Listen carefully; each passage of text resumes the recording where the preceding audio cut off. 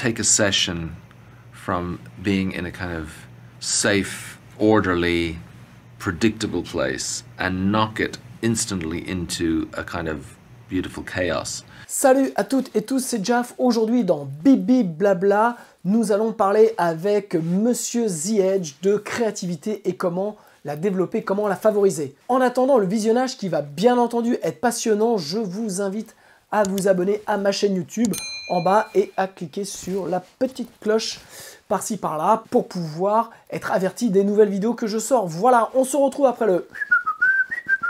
le jingle pour parler avec The Edge de créativité et comment le développer. A tout de suite.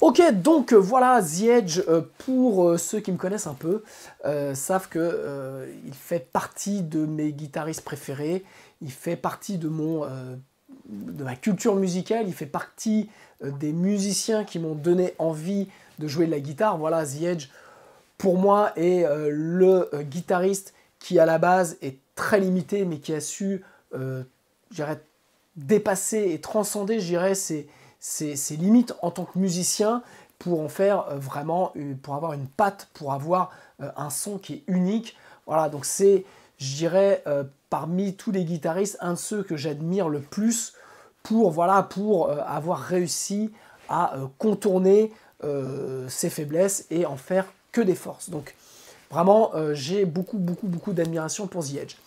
Et donc voilà, je voulais depuis longtemps parler un petit peu de créativité et comment développer la créativité.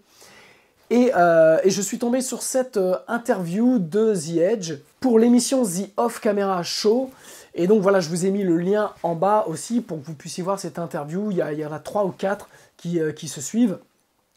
Et donc, je m'attarde plus particulièrement sur celle-ci où The Edge parle de la créativité. Alors, on sait tous que The Edge est un guitariste au final très pointilleux sur le son. Si vous écoutez un petit peu tous les albums de U2, vous avez tout le temps la même technique, le même son du musicien, mais au final, dans fonction des titres, vous avez des tessitures qui sont vraiment différentes. Et donc, il a beau avoir un son très précis, très travaillé, comment laisse-t-il place à la créativité en fait. Donc dans cette interview, il nous parle vraiment des accidents qui laissent place à l'émotion, et notamment dans cet extrait qui va suivre, où il nous parle vraiment de la différence entre ce qui peut être parfait et ce qui est magique. Voilà, donc ça c'est le point qui est important, c'est que malgré le fait que c'est un guitariste qui est très pointu sur beaucoup de points, c'est un musicien qui laisse la place beaucoup aux accidents, parce qu'en fait c'est ça, comme il dit, c'est là où la magie réside. So they are cards which suggest a change of strategy within the studio. So he'd shuffle the deck and he might take one out and it might say, everybody swap instruments. Or, you know, whatever song you're playing, play it at halftime. Or something quite dramatically different, but playful, you know. But what that really spoke to was Eno's understanding that the inspiration is often about being out of your comfort zone or trying something different, risking failure, as it were, and getting out of that very conscious place that we all are in most of the time. So that's, for us, that became a thing that we would try and do and find ways to unlock the creativity in the other members of the band and things you would do. Et j'aime beaucoup l'exemple qu'il prend où en studio, quand il est en studio ou quand ils sont en train de jouer, il dit souvent à l'ingé son que, en gros, le moment où l'ingé son a l'impression que ils sont en train de chercher, c'est là où il devrait appuyer sur Rec, et que les moments où il a l'impression que le groupe joue vraiment, c'est peut-être pas forcément ce qu'il y a de plus magique. Donc, ce qui montre bien en fait que en tant que musicien, il va vraiment chercher les accidents, il va vraiment chercher la fraîcheur et il va vraiment chercher ce qui est spontané par rapport à ce qui est ultra travaillé. D'ailleurs, il prend l'exemple à un moment des studios d'enregistrement où il dit que les studios qui sont les plus parfaits, où il y a plus de choses, ne sont pas forcément les meilleurs endroits pour pouvoir produire, pour pouvoir créer de la magie. Right. Often we seem to have a problem really doing our best work in the expensive studios when everything's like perfect. C'est vraiment une belle leçon, je trouve, de la part d'un musicien de ce niveau-là, de dire que en fait, le cadre joue aussi beaucoup sur la créativité, mais qu'il ne faut pas se tromper, quoi. Ce n'est pas, un petit peu ce que je dis souvent, c'est pas la tranche-nive, la console, machin, qui fait la production, quoi. C'est, pour lui-même, ça peut être un frein, et ça peut, trop de moyens, trop de choses, peut être un frein à la créativité. Alors j'en reviens sur l'exemple qu'il prend en studio, sur le fait quand il cherche un truc, c'est souvent ce moment-là où il faut appuyer sur Rec, parce que moi c'est quelque chose que je fais par exemple dans les séances, où bien souvent l'artiste se place, que ce soit à la guitare, ou que ce soit au chant, peu importe, et puis je dis de façon un peu nonchalante, je dis ben non mais vas-y joue, t'inquiète pas, je prends, je vais faire un peu de réglage de son, et parfois...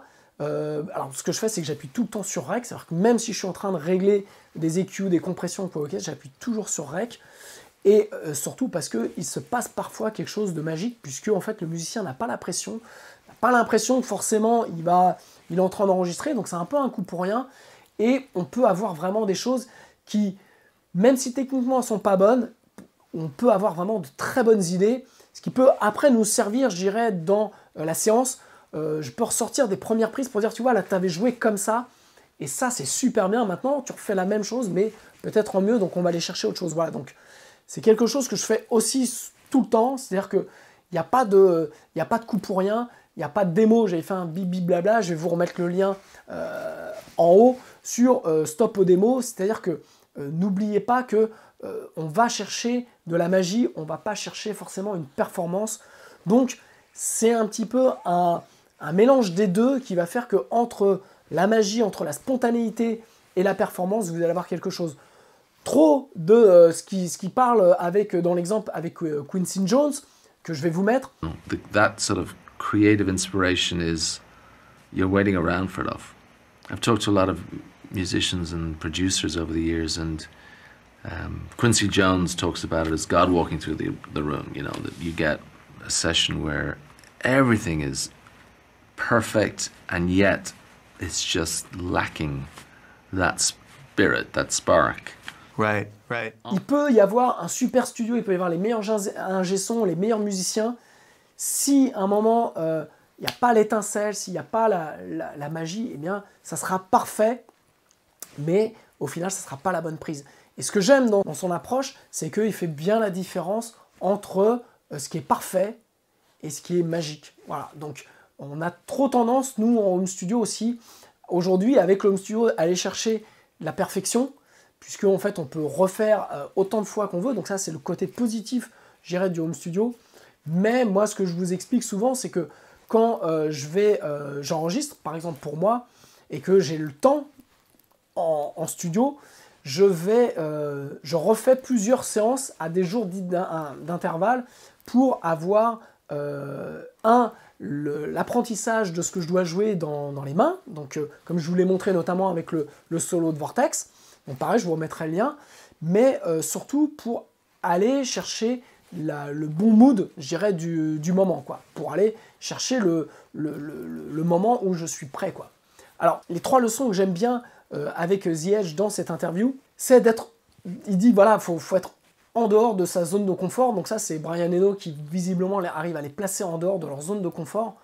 C'est ce beautiful chaos dont il parle de Brian Eno, donc Eno les emmène dans ce beautiful chaos, donc il est secoue, je pense, pour que les gars sortent le meilleur d'eux-mêmes. Et puis c'est surtout le risque de perdre, quoi. C'est-à-dire que si vous n'avez, s'il n'y a pas de sentiment où vous pouvez perdre, il n'y a pas de, voilà, vous ne pouvez pas aller chercher de la créativité dans une zone de confort. Vous ne pouvez pas aller chercher de la créativité quand vous mettez pas votre trip sur la table, quoi. Et ça s'entend, je trouve, avec beaucoup d'artistes qui, au bout d'un moment, arrivent, je dirais, de façon à être, je dirais, avec un grand succès. C'est qu'à un moment, il se passe plus grand-chose forcément dans leur musique.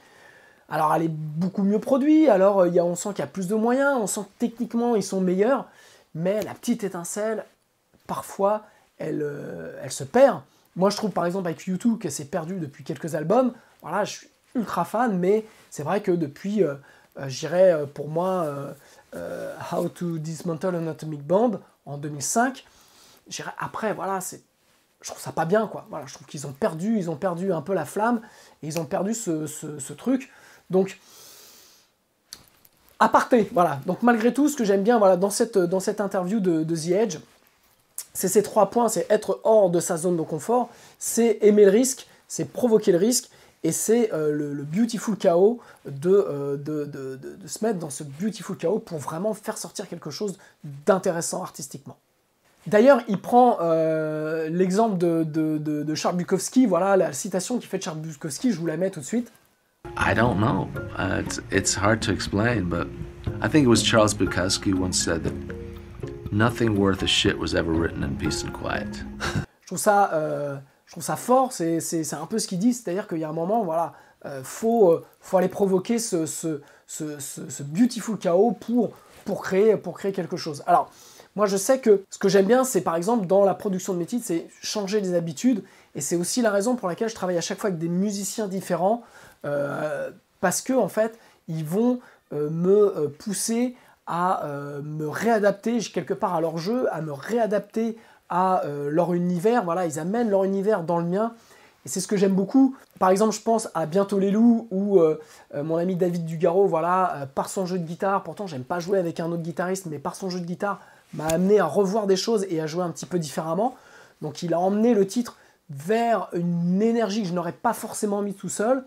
Je pense à Lola Frichet qui, sur S'y installer, a amené par son jeu de basse très féminin et en même temps super puissant, quelque chose que je cherchais dans le titre. Voilà. Et sur la batterie de mon ami Keuge, c'était magique. Et pour le même titre, les Cats qui sont venus faire des chœurs ont pareil emmené le titre vers quelque chose que j'avais pas soupçonné à la base. Et sur le prochain titre, Vortex, qui va sortir prochainement, c'est vraiment le mélange entre la base de mon pote Jou, qui a vraiment renversé la maquette à la base que j'avais fait, et ensuite le chant de Christopher Noland, qui là pour le coup m'a obligé en fait à enregistrer les guitares après le chant et à coller les guitares sur le chant.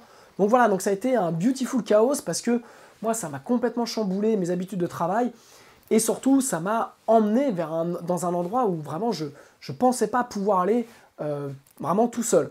Donc ça, c'est un petit peu les conditions pour favoriser la créativité en studio.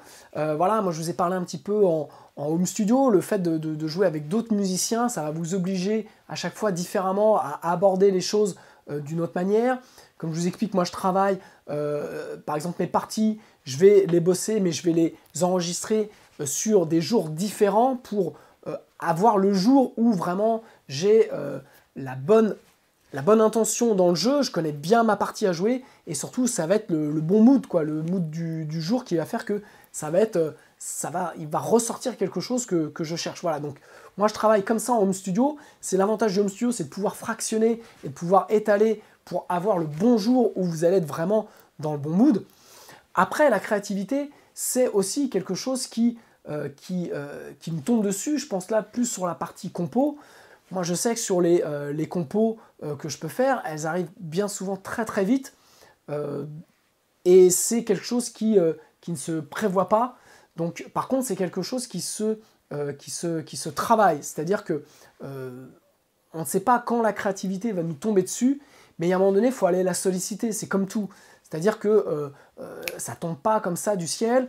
Il faut travailler. Moi, je crois beaucoup, un petit peu comme les écrivains qui se lèvent le matin et commencent par écrire pendant 3, 4 heures, 5 heures. Et ils le font tous les jours, au risque d'avoir des jours où il n'y a rien qui sort, c'est pourri. Mais cette récurrence dans le travail va faire que vous allez... c'est comme un muscle, quoi. Vous allez le travailler au quotidien. Et en fait, il y a des jours où ça sera bien, des jours où ça ne sera pas bien.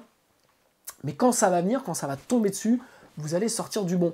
Je reviens sur une une interview que j'avais vue de The Edge. Alors si quelqu'un la retrouve, moi je l'ai recherché pour ce Bibi Blabla, mais je ne l'ai pas retrouvé. J'ai vu ça il y a quelques années.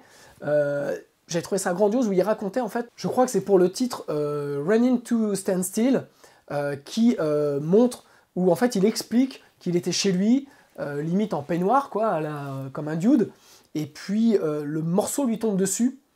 Et en fait, comme tout le monde, je ne sais pas si vous savez, vous êtes arrivé, moi ça m'est arrivé plusieurs fois, le titre tombe dessus et en fait quand on n'y prend pas garde, il revient et il repart aussi vite qu'il est arrivé.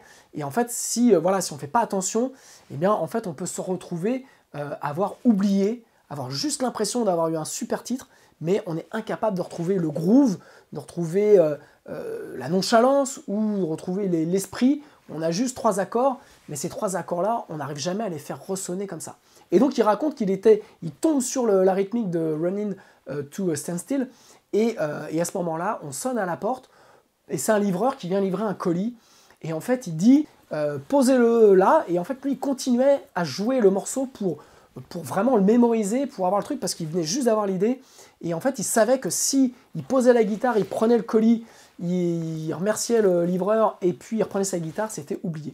Moi je sais que ça m'est arrivé plusieurs fois, je ne sais pas vous si vous êtes arrivé, mais ce moment-là de grâce, je dirais, où on sait qu'on a un bon titre, moi je ne me pose pas de questions, j'ai mon téléphone et donc j'enclenche le dictaphone et je note tout de suite, même si c'est pas en place, même si c'est un peu comme ça, parce que je sais que la manière dont je vais le jouer, le feeling, le groove, l'intention, c'est ça que je veux. Et en fait, le fait après de l'avoir, de pouvoir le réécouter, je ne vais pas oublier l'idée. J'ai eu pendant des années, j'ai eu plusieurs fois, je sais, cette impression d'avoir une bonne idée et même de le jouer pendant 1 heure. Et le lendemain, j'étais incapable de retrouver ce groove, de retrouver l'esprit.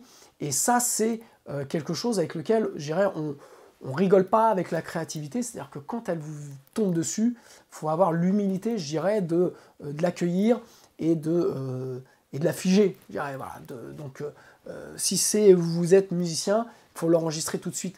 Donc c'est un petit peu aussi ce que je disais avec arrêter les démos, c'est un peu le même truc, c'est-à-dire qu'on ne sait jamais quand ça va arriver. Ça, comme je vous dis, ça se travaille régulièrement.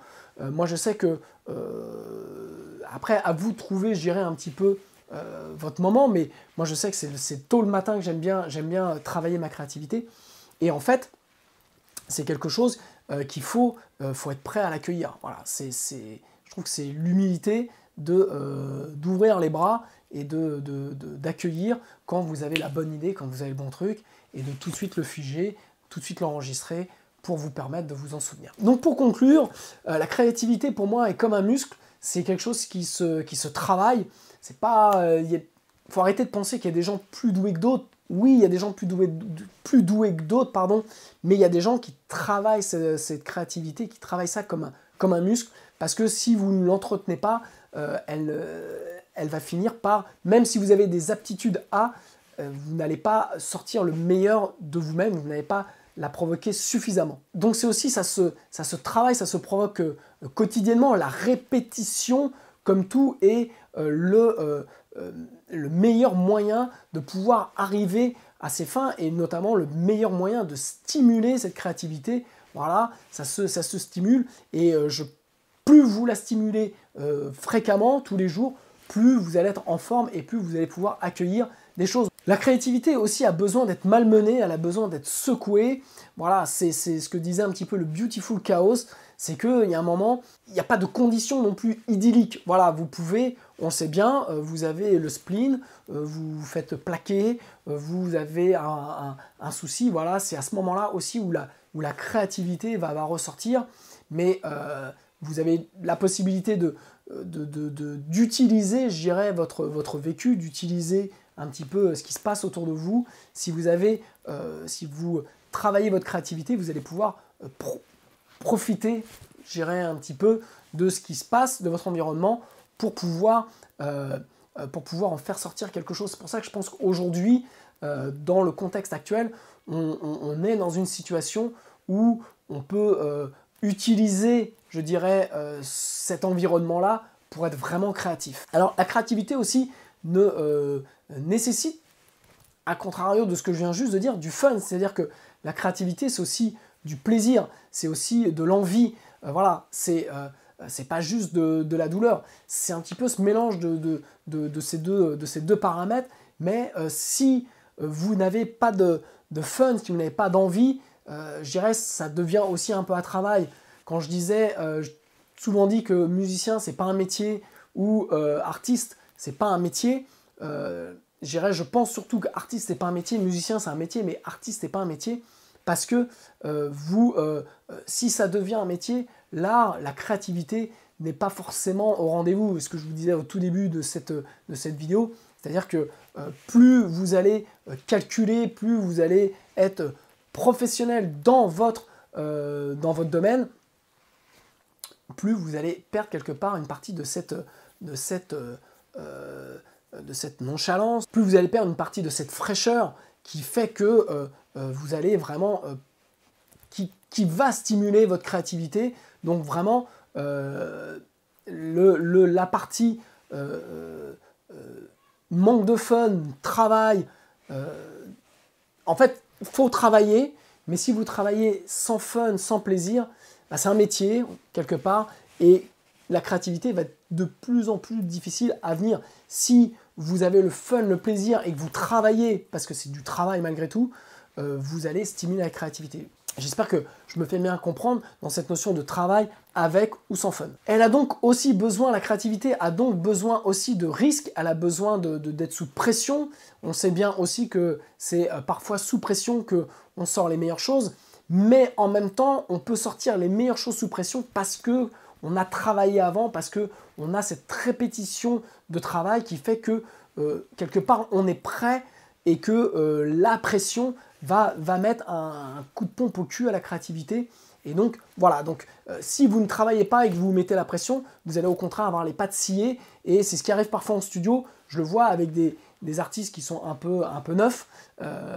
Ils ont la pression d'arriver en studio, ils n'ont pas assez bossé. Et à ce moment-là, il n'y a pas grand-chose qui sort parce que c'est trop de choses à gérer en même temps. Si vous avez bien bossé votre instrument, si vous avez bien bossé, vous bossez régulièrement, vous travaillez avec fun, le coup de pression que vous allez recevoir à un moment va au contraire fait que vous allez avoir de l'adrénaline et vous allez péter les scores, vous allez vraiment faire péter la créativité. L'autre chose que j'aime bien, c'est que, voilà, comme je vous le disais, la créativité, quand elle pointe le bout de son nez, il faut avoir l'humilité de l'accueillir et il faut être prêt, quoi.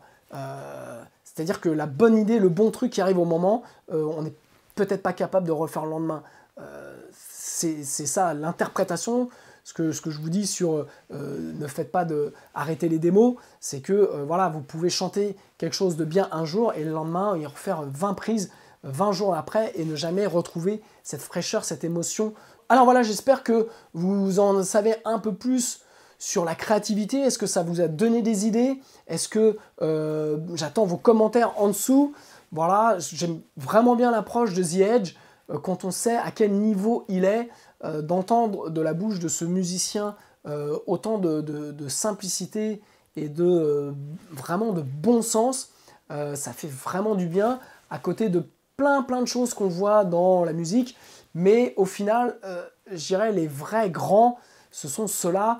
D'ailleurs, ça fait 40 ans maintenant qu'ils sont là, c'est pas par hasard, et je pense que c'est une belle leçon pour nous de savoir comment un mec comme The Edge gère sa créativité. Donc j'attends vos commentaires pour savoir comment vous faites.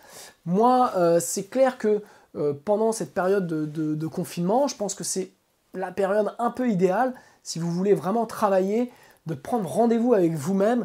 C'est aussi simple que ça, tous les jours ou tous les 2 jours, et vous donnez 20 minutes, une demi-heure, 1 heure pour pouvoir travailler votre instrument, pour pouvoir enregistrer, brancher un micro, travailler votre chant, travailler ce que vous voulez, mais vous mettre en phase créative et surtout trouver le moment dans la journée où vous êtes bien. Moi, je sais que, par exemple, pour travailler mes idées sur des formations, sur du contenu, c'est le matin à 4 heures. Voilà, je me lève tôt pour pouvoir...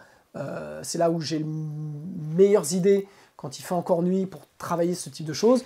Après, pour la musique, je sais que je vais être plutôt pareil dans la matinée, mais on va dire avant midi, pour composer, pour faire vraiment du travail avec mon instrument et trouver des bonnes idées avec ma guitare. Voilà, donc à vous de trouver le meilleur moment dans la journée où vous êtes le plus disponible.